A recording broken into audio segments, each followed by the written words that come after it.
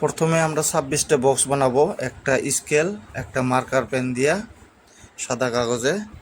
তারপরে 26টা আখর A to Z, এর থেকে Z পর্যন্ত কেমনে আর্ট করা যায় একদম সহজ পদ্ধতি দিয়া আর্ট করব।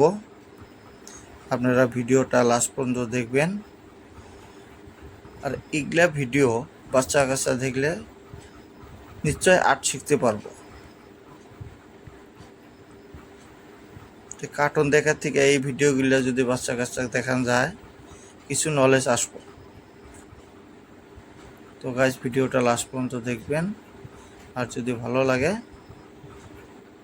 লাইক করবেন। আর যদি পেজটাতে নতুন আসেন তাহলে পেজটা ফলো করবেন।